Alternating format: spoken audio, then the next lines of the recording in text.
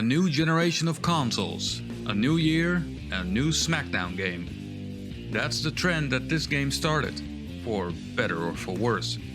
For the first two generations at least, the former applies. Having played the first, and for me life-defining Smackdown game all the way into the next generation, the announcement of a next generation wrestling game had me pumped.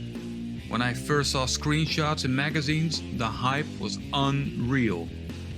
All those match types, season mode, story branching, full stadium entrances, next generation graphics, play-by-play commentary, 8-player matches. I read those articles over and over. And when they released a demo disc with extra hyped videos, I was through the moon. Many of these animations turned out to be never in the game. But even if I had that knowledge, it wouldn't have stopped me from watching those on repeat until the game was released. And then it did.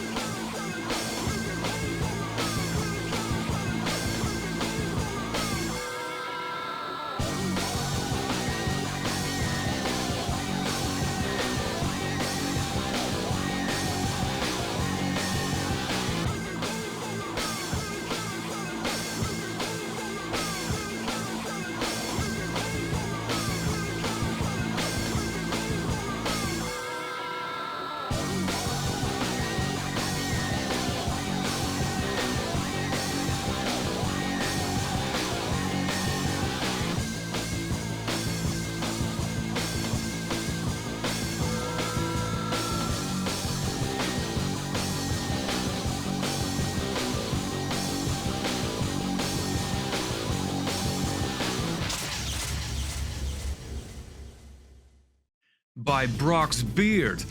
Talk about getting hyped up. I still marvel at that cinematic. Maybe it was setting up false expectations concerning the graphics, but boy was it effective. I always hope to get these kind of graphics one day in a wrestling game, and while they have improved for sure, they don't quite have this vibe, or at least this style. Oh, and why do we still not have hair physics like this? Or the quality of these animations? 10 out of 10 pedigree. Unlike this. I mean, why is this Let it go, dude. Let it go. Who okays this? Let it go. Fine. 2K suck. Mother... WWF Smackdown! Just bring it! To the menu. After spending half of our memory card's space, we are welcomed with electronic music and a futuristic looking menu, because nothing in early 2000s said future quite like hexagons for some reason. It looked sleek, sure, but not very wrestling-y. Shoving design issues aside, I started my first match. A routine with every new game that I started with that year had me picking Kane in the first match. The power of the next generation was immediately apparent. No more walking in front of a video, but full-on arena animations with crowds and pyros. Everything looked noticeably better, and the atmosphere was on point. Even though the models were an obvious improvement from the last generation, I still felt they were a little bit lacking. Remember that this was 2001, when games like Metal Gear Solid 2, Devil May Cry, Max Payne, Final Fantasy X and Silent Hill 2 came out. Especially when it came to hair, it was a bit meh, even for the standards set at the time. Although, let's be honest, for a good amount of years after this, the level of progress in the series' graphics was based on the quality of Triple H's hair every year. Still though, huge upgrade. And the 60 frames per second upgrade, which wasn't a thing back then, felt smooth as butter and displayed the power a new generation could bring. Starting the match, the gameplay felt mostly the same as its older PlayStation 1 brother, but the smoothness and fluidity was next level.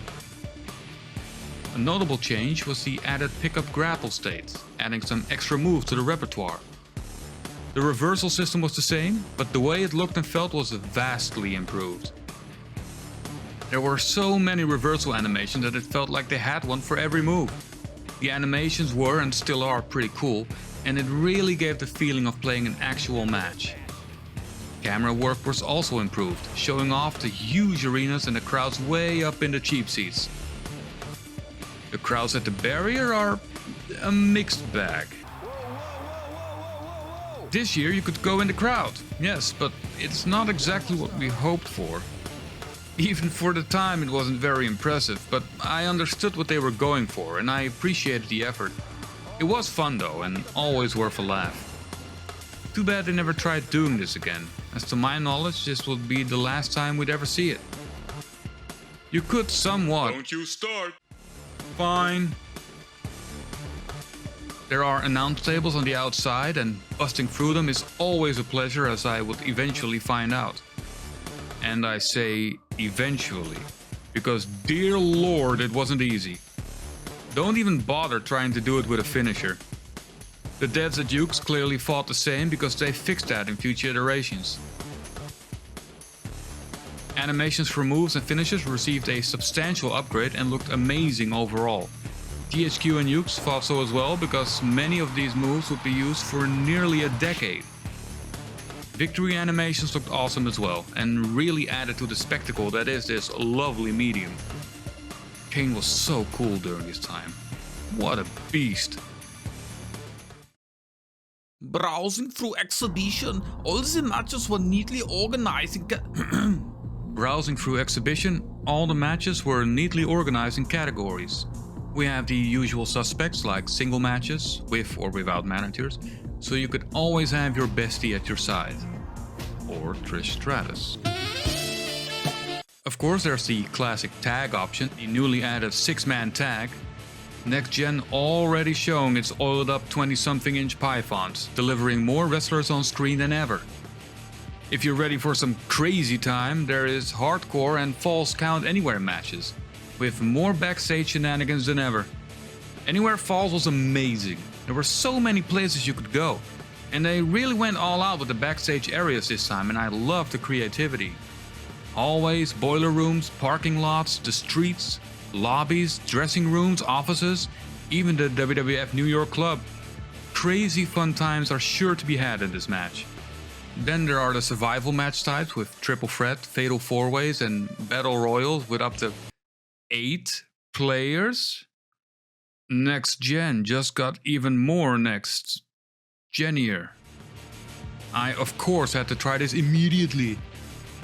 If you ever want to breeze through all the intros as quickly as possible, this is the way to go for sure.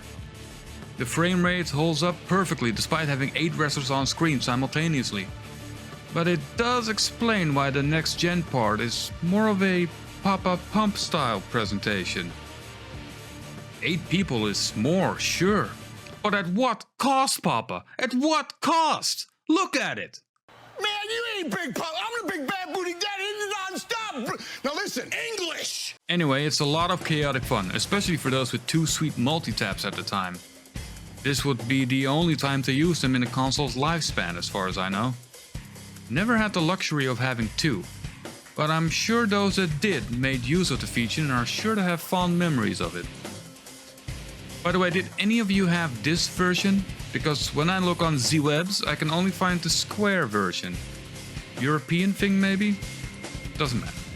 Anyway, there's also the Glutton of Punishment handicap match. Hey! Some Tournament King of the Ring action. This was great at parties, by the way. Loser takes a shot. And you can't have a wrestling game without the Royal Rumble, this time with 8 wrestlers on screen at the time, and without the load times. Pure chaos. Good luck. Moving to the special category, and this is where most of the people went, especially when friends came over. All the fan favorites are here, from street fights, Hell in the Cell, A rage in the cage, penis in Uranus. ladder and table matches, special referee, I Quit, TLC matches, oh my, Last Man Standing, and the newly added fan favorite edition, Slobber Knocker. This was basically a survival match, trying to get as many pinfalls within 10 minutes. Special rewards could be unlocked within this match as well by playing with specific superstars. You could unlock a new Smackdown arena if you got 15 pinfalls with The Rock. And doing the same with the dead man would reward you with... yes, that Fred Durst. Apparently, Mr. Biscuit struck a deal with THQ to allow them to use the Roland song for The Undertaker's entrance theme, if he was a playable character in the game. To be fair, can you blame him? I would have probably done the same thing if I were in his position. Anyway, Slobberknocker was a fun mode that I wouldn't mind having back. Maybe make the opponents a bit more durable though. Although I did like how powerful you felt in this mode. Hell in a Cell was a mixed bag, however. It was still a cage match, but with a roof and no area around the ring to move around. It would get remedied in the next game, but it was still a shame. Throwing people through said roof was awesome though. Fun match all in all. The Armageddon Hell in a Cell with 6 competitors was pure chaos in the best way. Loved it. You can unlock Ultimate Submission in Season Mode as well, which is an Iron Man type match, but without the pinfalls and only submissions. Submissions are weird in this game. You making someone tap feels sort of random. I'm sure it triggers after a certain amount of damage, obviously, but not knowing how damaged you were was something we would have to get used to, for at least 2 years. It did make submission finishers feel extremely powerful because of this. There were a few omissions that should have been in the game though. Despite having 8 people on screen at once, it was impossible to have 4 tag team ladder matches, or even 3 tag ladder matches. Might be for the best though. Imagine having to win those in Season Mode. But I would have loved simulating or reliving those classic WrestleMania 17 matches. There is a hardcore triple threat tornado tag option though, so it appears to be an oversight. Either that or they didn't have the time to code in 4 corners to tag from. It's a shame these are all not included, but there is still plenty left to choose from. Okay, we can't continue without addressing something most of you have been waiting for. Commentary. Is it as bad as we remember? And for those of you that never heard it, is it as bad as people said it was? Yes and no. It's even worse. But hilarious. I'll play a little and then I'll talk about it. They're colliding in the ring. Just look. Rikishi and Hardcore Holly will be having a match. This singles match. Andre! The competition will be in the singles match.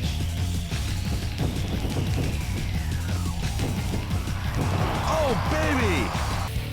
This singles match is great. Oh my gosh! Oh my gosh! His pedigree is really powerful. The last ride! The last ride! Get out of my way. Her diving moonsault is really dangerous.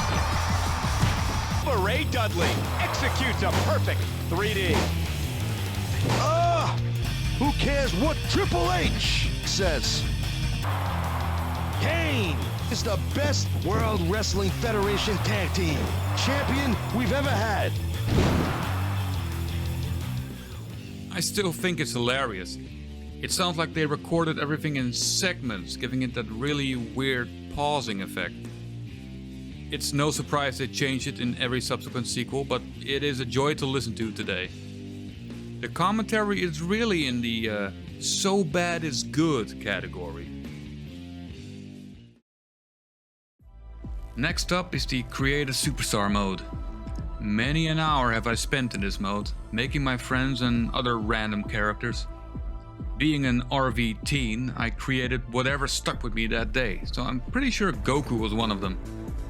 I do remember making the bass player of Rammstein, which was a band I was very into back in those days. I mean, he looked cool as hell, his black clothes and silver hair were all the rage back then. Anywho, 20 years later I thought it appropriate to create myself, to see what would come out of it. 10 minutes later I realized I was apparently making AJ Styles, so I just decided to stick with that. The creation suite was as robust as I remember it. giving you way more option than I was used to in the first Smackdown.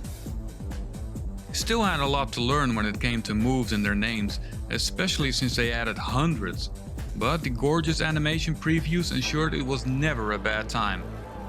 Entrances and videos were all cool, and I remember watching them all, soaking everything in.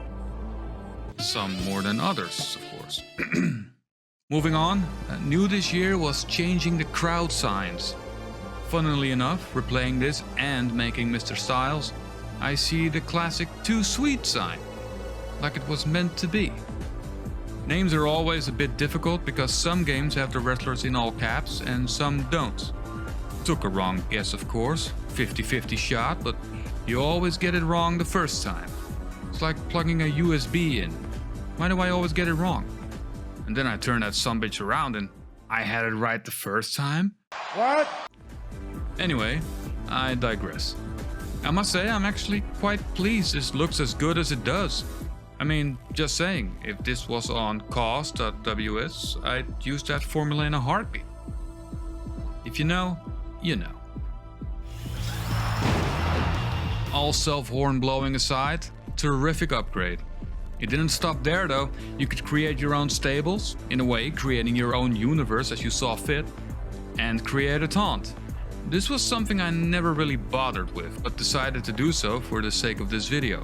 It's a little weird to fool around with, and I'm pretty sure you can get pretty deep with this and get some decent results. Now, since I'm a jobber at this, the results were debatable. I like the last one though. The most normal one, I suppose. Fun addition, no doubt. Another fun little detail I'd like to point out is the added effort they put in for the People's Champion. Of course, the name of the game and the tagline are both from the mind of the Great One, but it's little details like this that really make me appreciate these games. After removing the first elbow pad and dropping the greatest move in all of entertainment, you can perform it again with a different animation. Back then, this made me chuckle and it added to the enjoyment of the game. And you could do it again to see a third neutral version. Loved it. Oh, and I personally think this is the best rock bottom out of all the games. Just the right amount of extra. Same goes for the pedigree. It looks absolutely devastating. Unlike today's fine. One of the biggest draws in the first game to me was the season mode, and I couldn't wait to completely devour the third entry. I immediately picked Kane because I wanted him to be the champ, of course, and we get greeted with this amazing looking Raw intro video, made completely out of in-game cutscenes.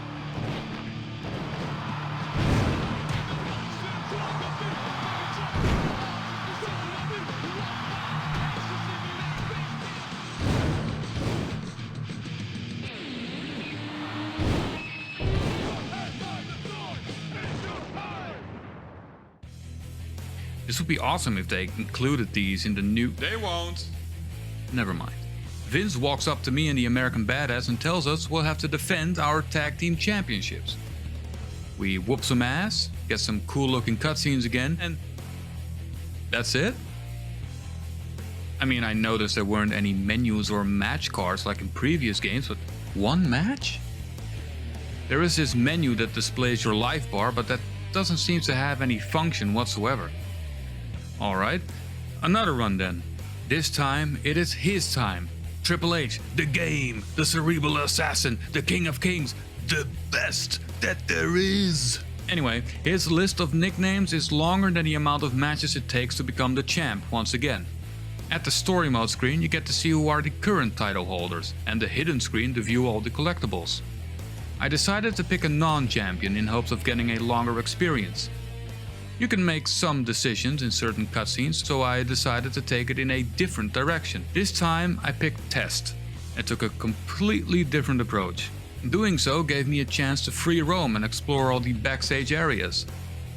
Turns out this does improve the length of the playtime somewhat and allows you to go for different titles. Michael Cole tells me to go to William Regal, so instead of doing what I'm told, and by Michael Cole of all people, I roam around, encounter Earl Hebner, and promptly have a hardcore match with Rhino. Not only do I win said title, but I also unlock the Man Beast.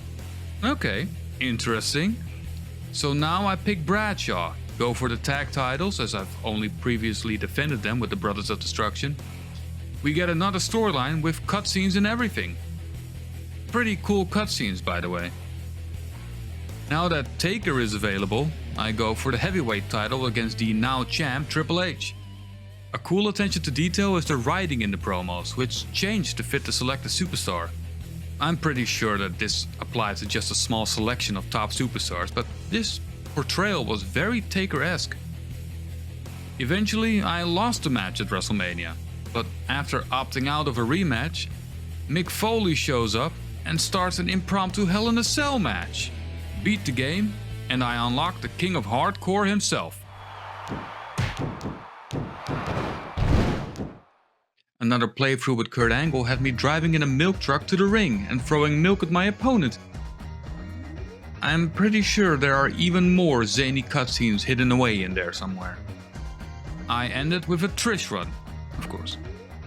It starts out the same: you interrupt someone, trash talk, have a match, beat Ivory again. Then you meet Lita in the corridor and they exchange some harsh words, resulting in you finding 2 suitable tag partners. Being Trish, that shouldn't be hard to find.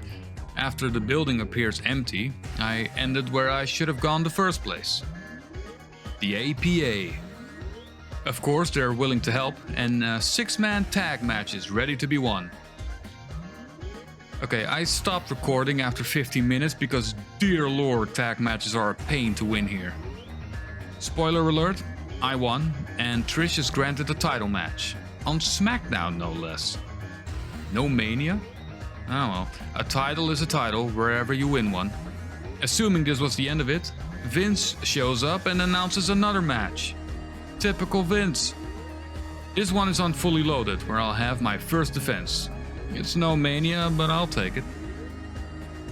My reward for all this are some miniskirt parts for created superstars. Nice. Unlocking things like this in games is always an absolute blast, and here it's no different. Now, in all honesty, in the interest of time, I looked up most of the unlockables, and the list is extensive to say the least. Shout out to GameFAQs, by the way. Forgot to mention this, but every time you boot up the game, once you hit the menu, you get greeted by this. Caution. Caution. Caution. Expect to hear this ad nauseum, because damn, you hear it constantly every time you save. Attention. Caution. Caution. Attention. Caution. Attention. Attention. Attention. Caution. Attention. Caution. Shut up! Shut up! Shut up! It's gotten to the point where I have to mimic and say it out loud every time I see these words pop up in a game. It's not yet traumatic enough to not be nostalgic, but it's getting there. Caution. I didn't even know Jerry Lynn was in the game, as I would have never figured out the hoops I'd have to go through. All in all, playing story mode was a lot of fun and a definite upgrade when compared to its earlier outings. It was still a bit short to my liking, but a step in the right direction when it comes to presentation. Might as well show the Smackdown intro while we're at it.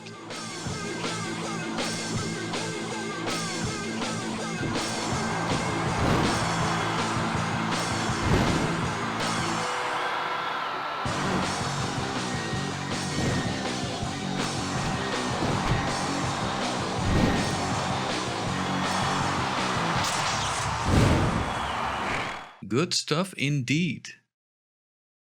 Here are some other little deeds that I absolutely loved back then that have yet to return. First off, the interference picture-in-picture display. This felt truly next-gen at the time, and to be honest, it would probably still feel that way. We never saw that on TV, but that didn't bother anyone. Who cares? It was cool. It was fun. Getting back up was always awesome, really making that stable future feel useful. Van Hellington tip, just turn it off when you face the Dudleys. You're welcome. Speaking of which, and I don't think I've mentioned this, tag team entrances were awesome. If I have to rank an entrance to be number 1, And I don't have to, and it's not necessary because by now everyone knows my bias. The Brothers of Destruction.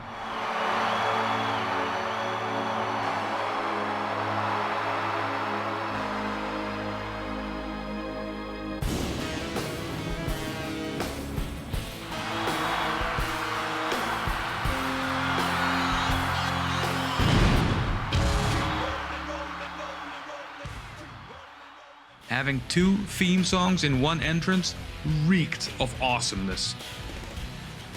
Some other fun things are moves that throw your opponent out of the ring.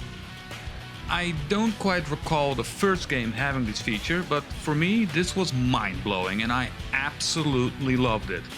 Especially if it happened unexpectedly. You could also set up chairs and sit on them for some reason.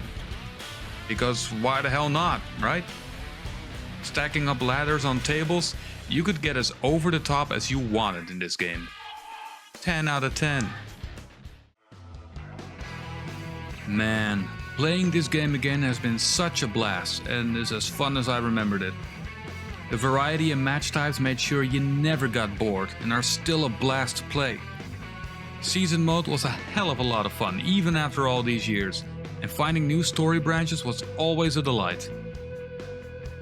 It had a lot of rough edges, sure, but for a first outing on next generation hardware, it was a slam dunk.